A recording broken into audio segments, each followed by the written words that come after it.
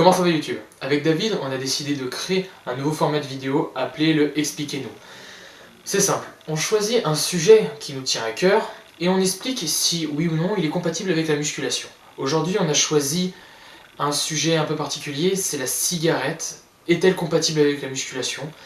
Parce que dans notre entourage, on a beaucoup de personnes sportives qui fument et en fait on s'est rendu compte qu'il y a énormément d'effets néfastes et on allait les expliquer dans cette vidéo. En effet, il y a plusieurs méfaits sur la santé.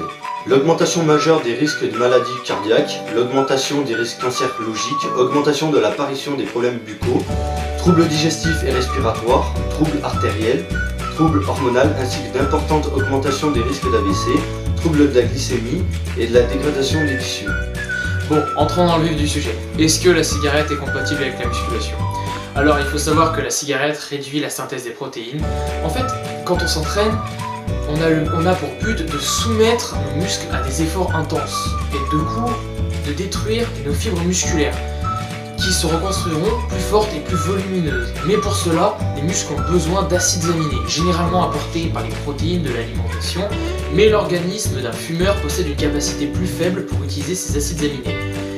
En résulte donc une plus grande difficulté de reconstitution de fibres musculaires, et la récupération est donc moins bonne et le gain de muscle est réduit par rapport à une personne non fumeuse. Machine.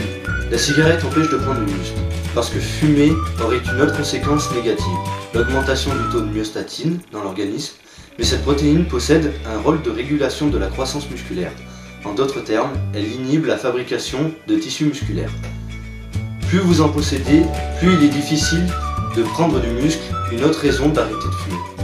Il y aura un mieux, mais le souffle aura été réduit de façon durable. Raison de plus pour arrêter de fumer tôt. En tant que pratiquant de musculation, votre capacité respiratoire peut vous sembler un peu inutile, car ce que vous faites dans votre activité sportive n'est pas réellement cardio. Pourtant, certains exercices requièrent énormément de souffle, notamment ceux qui ciblent les plus gros muscles. Posséder un souffle trop court peut vous empêcher de progresser, et donc vous empêcher de prendre du muscle. Fumer réduit le souffle. La fumée de la cigarette possède une action négative sur la capacité pulmonaire. Les produits qu'elle contient irritent les muqueuses et peuvent provoquer des inflammations des bronches ainsi que des altérations des alvéoles pulmonaires. Tout cela concourt à réduire considérablement le souffle du fumeur. Une personne qui fume depuis longtemps risque de ne jamais récupérer sa capacité pulmonaire, même si elle arrête. La cigarette augmente la dégradation de muscles. Fumer augmente également la présence de certaines enzymes dans l'organisme. Ces enzymes sont impliquées dans la dégradation des protéines musculaires. Donc on peut dire que la cigarette favorise le catabolisme musculaire, ce qui veut dire, entre guillemets, la destruction du muscle. Un fumeur perdrait également plus facilement du muscle qu'un non-fumeur. Un constat qui promet encore une fois de faire arrêter de fumer certains fumeurs. Les personnes arrêtant de fumer prennent majoritairement du poids, après avoir arrêté de fumer. C'est un phénomène que les fumeurs redoutent et qui peut les dissuader de plus recommencer à toucher à la cigarette. Pourtant, de nouvelles recherches tendent à prouver que le gain de poids suivant l'arrêt de la cigarette est en partie composé de muscles. La part de fibres musculaires serait d'environ 25% par rapport à celle de la graisse. Pour conclure les gars, la cigarette n'est pas quelque chose d'utile à la santé. Autant dans le domaine de la musculation que dans la vie de tous les jours. Ça fait moi par exemple quelques mois que j'ai arrêté la cigarette et je me sens vraiment mieux. Mais par exemple pour arrêter, il faut vraiment de la motivation et de l'envie. Si on ne les a pas, on n'y arrivera pas.